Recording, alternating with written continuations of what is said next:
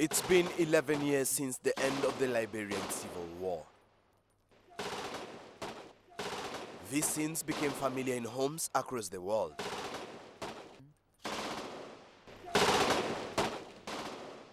People watched their TV screens in shock at the small boys who were not much taller than the guns they carried around.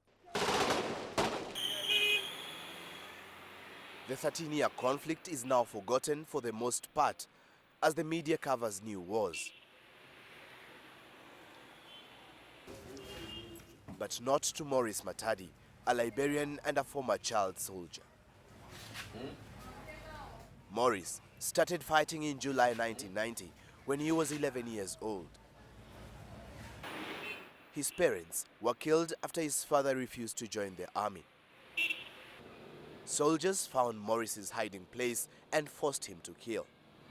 But then the only thing that I could depend on was my AK, because that's the only thing I felt that it could save me, it could help me, it could find food for me, it could find anything that I wanted. So I took the AK-47 as my parents and my family. In Liberia, more than 20,000 children were conscripted as child killers. They were given drugs to numb their sense of right and wrong. The use of children in armed conflict dates back to before World War I because they are easy to condition and brainwash. If the commander came there and they killed the whole horse, kill everyone in the horse, you will kill those people. And besides, we were always under the influence of dangerous drugs. And besides, those guys realized that using ball soldier was one of the best ways they could easily fight the war and get to the objective. Maurice left the battlefield after 10 years. He founded IDFOS, the Initiative for the Development of Child Soldiers. It helps ex-fighters who can't move on from the trauma or are ostracized by their communities. He finds former combatants in Liberia's ghettos. The boys, now young men, are still addicted to the drugs they were given by generals. They turn to crime to fund their habit. Many find themselves in police custody during night raids. If you look at the pattern, the drug and the crime always go together. So they've been rounded up. From here, they're going to be taken to our central headquarters, where they're going to be screened. Those who are just users will be kept within 48 hours period and released. The other group will be kept and then forwarded to court after within the time frame of legal detention.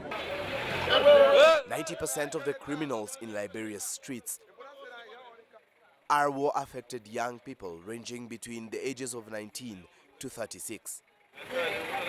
We try our best at least to get them off the street, to get them from crime, try to put them through the criminal justice system for rehabilitation, but the success rates have been very low.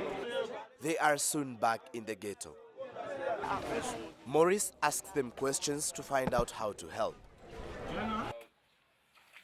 He then takes them through counseling and gets them to share their stories before providing vocational training. Maurice's organization has rehabilitated 3,000 former soldiers. Many have gone from ghettos into work like construction. Father of 6, Matthew Nagbe, fought in the war when he was 17. After 14 years living in one of Monrovia's ghettos, Maurice found him. And they tried to counsel us. After counseling us, they told us that they wanted to work with us for us to be a good citizen. The 40-year-old has been building houses and sending his children to school from his earnings for the last 15 years.